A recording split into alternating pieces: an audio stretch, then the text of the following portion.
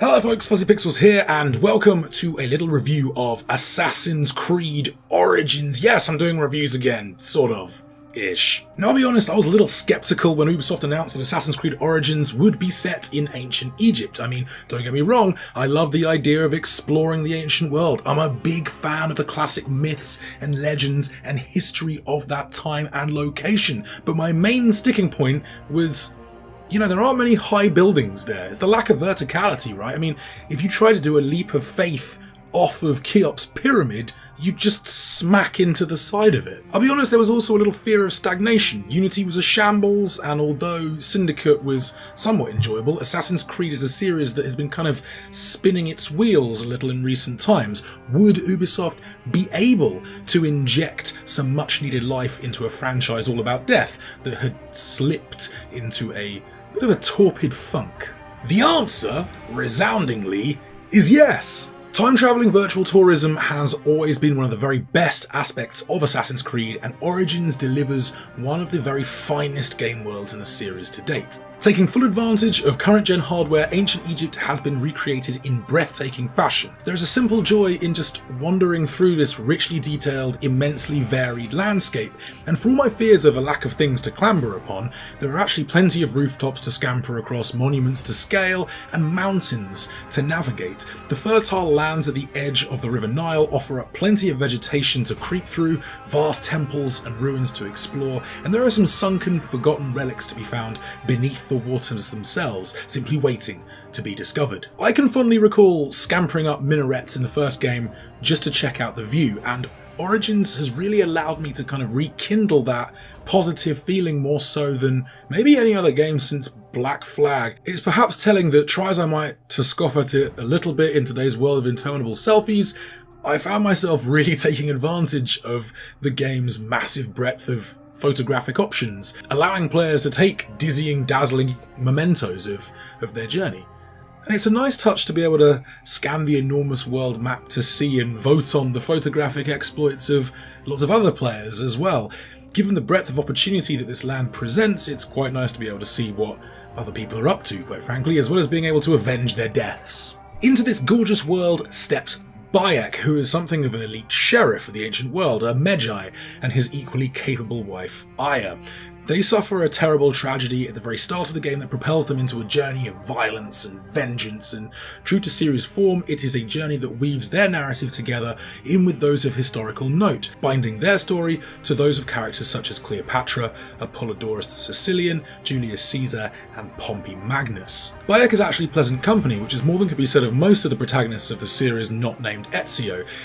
He's passionate, he's caring, he feels genuine empathy for the people around him and their plight, and as he comes to shoulder the burdens of a nation rather than just his own tragic past, we can sense his growth and development.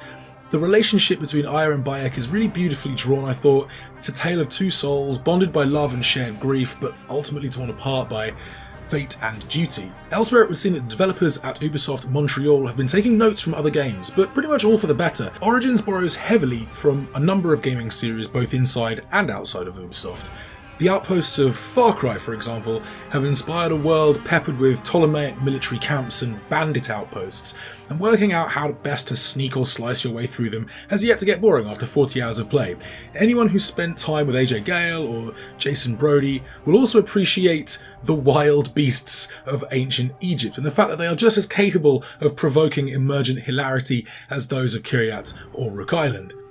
The Witcher 3 has also clearly had some influence here in terms of fleshing out side quests and making them feel lived in and a part of the wider world. Combat's been overhauled to usher in diverse weapon types, a loot system, weapon rarity, and a UI cribbed straight from Destiny of all places. There are more opportunities to play the way that you want in Origins, whatever style you choose, as well as options to change up your approach on the fly. Bayek's role as a Magi allows him to engage in all sorts of missions too. He is a man of the people and as such is always willing to help, whether that means determining what has whipped the local crocodile population into a feeding frenzy, or recapturing the glory years of a chariot racing team who've lost their star, or solving crimes from petty theft to serial killings. Origins' diverse range of mission types is actually really impressive, even if perhaps a few too many of them do end up sort of a go there, kill them, carry someone back. That said, I never felt overwhelmed or paralysed by choice. Origins is stuffed with plenty of things to do and lots to see, but it doesn't feel bloated at all. Before we start getting too carried away, let's make no mistake, this is no grand overhaul for the series at all, but rather a kind of refining, recalibration of some of the more stale aspects of Assassin's Creed's well-worn gameplay at this point.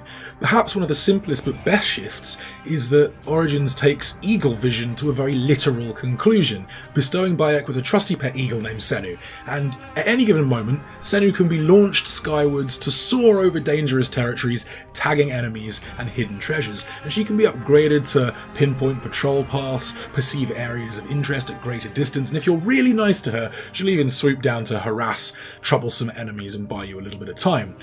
If you lay the controller down for a few seconds, she'll actually return to Bayek for a photo op, and it sounds a little bit silly, but Senu is generally one of my favourite things about the game.